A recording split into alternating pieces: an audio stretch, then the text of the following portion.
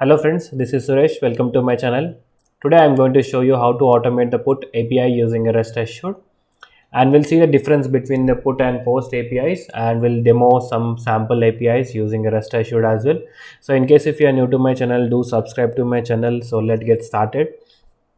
And what is a put API request and why it is different from post request? So put and post are two terminologies, and where put request will update the existing resource. So post will create a resource, which means that will add a resource to a database, and put request which will be updating the created resources, which is done by post request. So this put request will update, and it will be allowing us to do n number of times. So the resource id will not be getting changed, but the data in that particular resource will be keep on updating based on our request. Whereas post, it will every time create a new resource, so you will not see a similar resource. So you will see every time a unique resource in the database. And let's show you how this works in your manual case, or we can say postman. And here we have a post API, so which we have demonstrated in the last session, and let me show you again. So if you see here, id which is created, it is a 388. So once you again hit the same resources again with the same set of data, you will see id getting changed to 571, and it is saying that created with a date stamp. So this is the post call. And if you go to the put call, here you have the same URI, and the endpoint are little different, right? Here you will see it is still users, and in the put request you will see the users, and then after you will be providing an ID. So the particular ID resources we are trying to update every time.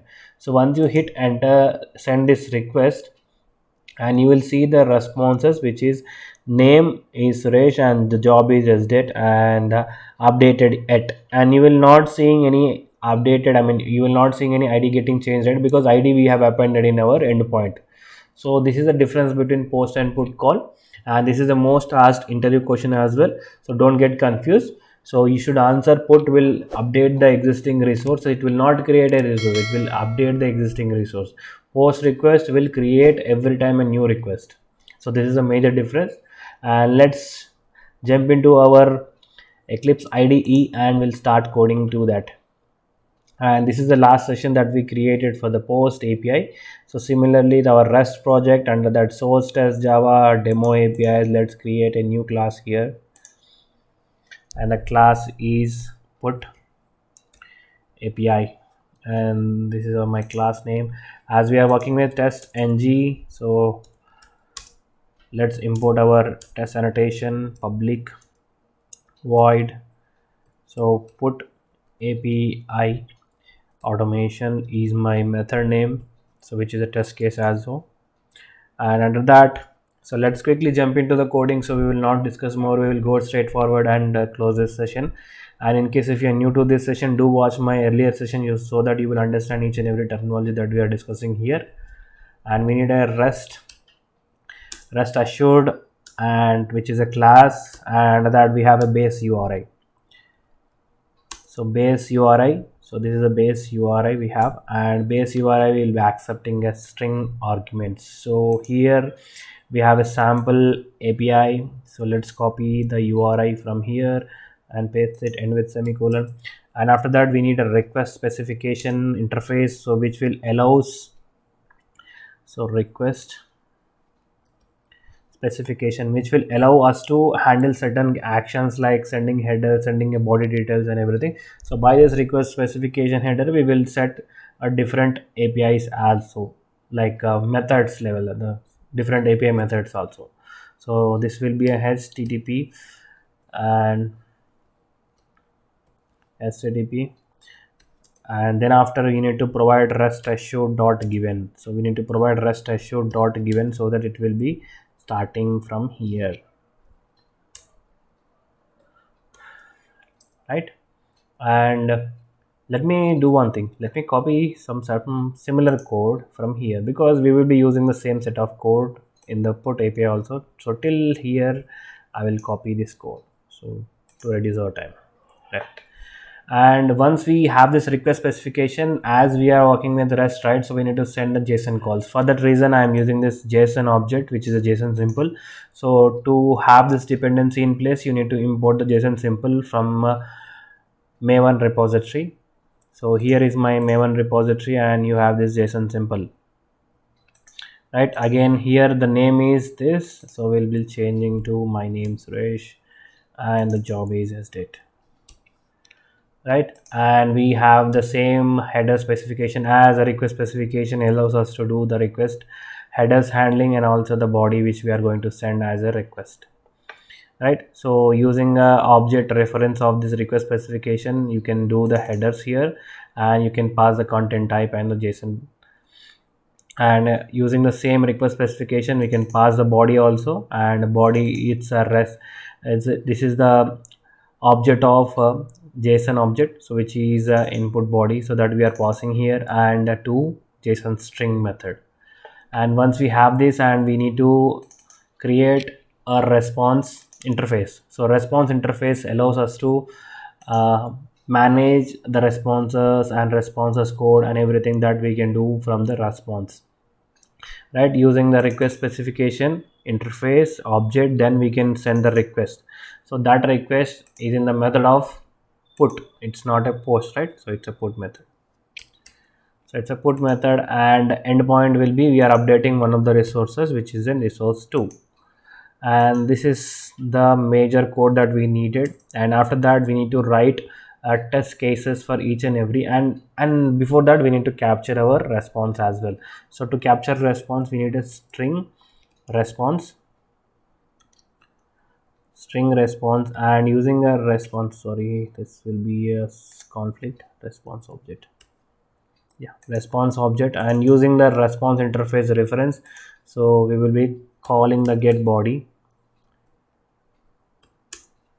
So get body dot add string. So this is the code that will capture my entire body, and you can print it in your console. So in my case, I am using in console. So my response is, and I can append my response object, right? I can append here. And after that, we need to add some certain validations, like validating a response code and status lines. So you can do the status code validation, which is an integer type, so I am calling the integer here, and status code, and using the response object reference. So we need to call the response object reference dot get status code. So this will get my status code, and you can add an assertion for it. So in testng, you have an assertion called asset, and that you can provide asset equals. So asset site arg.testng dot asset equal, you need to select integer type. So this is an integer type. So this is a status code that we are expecting, and we need to pass the 200. So this is one of the validation that we supposed to do, and another one is a status line. So string status line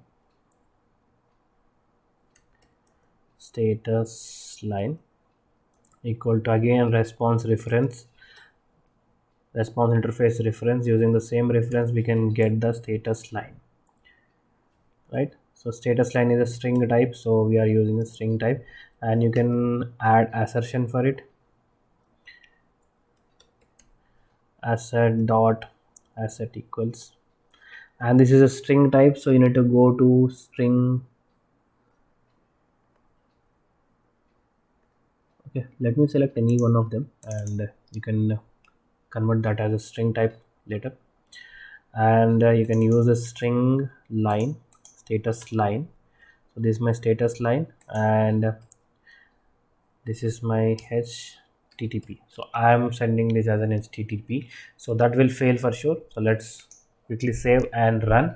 So this is all we need to do for the put request. So this will be almost similar to our post API automation session that we did in the last session. So you need to change only one method, which is a put, and the endpoint, and the request body that you can manipulate, and it will give you a response 200 status code. So let's quickly run this program,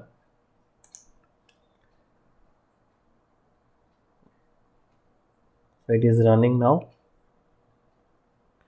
right? As it will be failing because we have given one status line which is supposed to be a HTTP okay, but it came as HTTP 1.1.1 okay. So this is a status line that's supposed to be, but we have given HTTP. And you can see here, you can still see my response which came in. So the response is Suresh and the job and created and updated details as well. So same details you have seen in your in our postman response, right? So similarly we have got the similar response here. And one more is the status code is validated and it is not thrown any error. So these are all the basic steps that we need to follow to automate the put request. And in next session we'll be showing more information on the rest assured. I hope this session is useful for you. In case if you are new to my channel, do subscribe to my channel, do like, share and comment. Thank you.